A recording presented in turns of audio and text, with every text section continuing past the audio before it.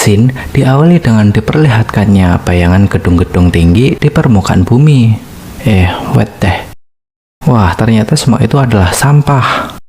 Dan ini nih, tokoh utama kita kali ini, si robot mini yang bernama Wall-E. Wall-E dibuat oleh perusahaan grup global bernama BNL, singkatan dari By and Large.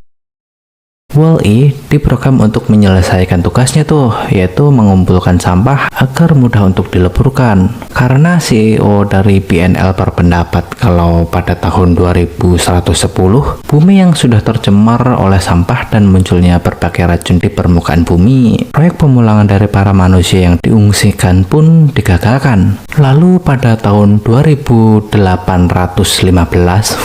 kira-kira 700 tahun kemudian, atau hari ini nih tepatnya, hanya tersisa satu Wall-E kecil yang tersisa. Dia berhasil survive tuh dari keadaan bumi yang sekarang dengan cara mengambil suku cadang dari robot-robot Wall-E lain yang sudah gak berfungsi. Wall-E pulang ke tempat tinggalnya. Di sana ia menyetel sebuah film klasik romance tahun keluaran 1960-an. Wall-E pengen banget ngerasain gimana rasanya berpegangan tangan seperti di adegan film itu. Di sana ternyata dia juga ngumpulin berbagai part dari robot lain dan mengoleksi barang-barang yang menurutnya unik. Di sana juga dia ditemani oleh seekor kecoa tuh, dan tiba-tiba badai pasir pun menerjang.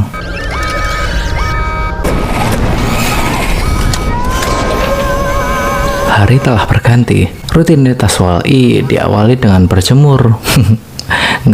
Jadi tuh dia ternyata robot yang udah gunain bahan bakar dari pancaran sinar matahari. Lanjut, Wall-E pun kembali ke tempat kerjanya, yaitu ke tempat sampah untuk menyusunnya.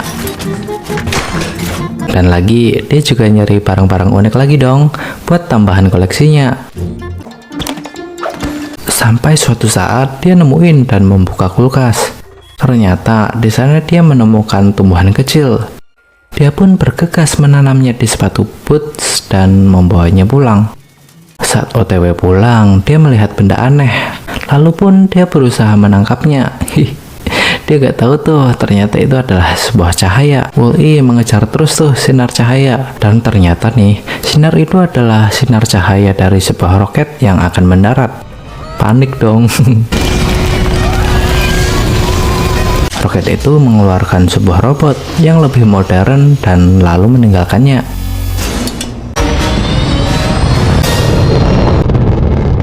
Robot itu sepertinya diprogram buat nyariin sesuatu di bumi deh. Merasa jatuh cinta pada pandangan pertama, Wall-E pun caper tuh. Tapi sayang, robot putih itu fokus dengan misinya. Ya, dicuekin deh.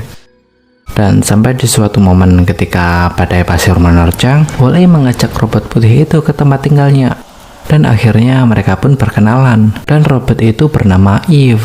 Di sana Wall-E pamerin tuh berbagai koleksinya. Dan dia juga memperlihatkan film klasik tadi. Lalu mengajari Eve berdansa, tapi Eve malah gak sengaja ngerusak bagian dari Wall-E. Lalu Wall-E pun menggantinya dengan part simpanannya. Setelah itu, Wall-E memberinya hadiah perkenalan berupa tanaman yang barusan dia temui. Eve pun meng-scan hadiah dari Wall-E. Tapi inilah yang terjadi.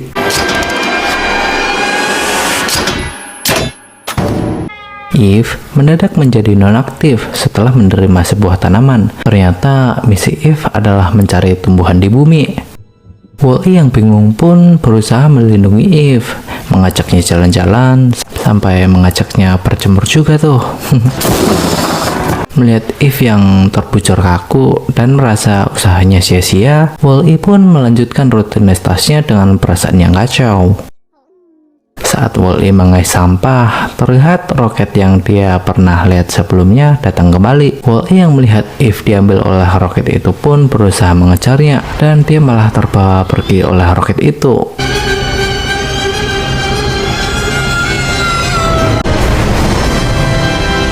Roket itu berlabuh di sebuah kapal induk yang bernama Axiom, milik perusahaan BNL. Wall-E berhasil menyelinap dan terlihat banyak robot Eve di sana.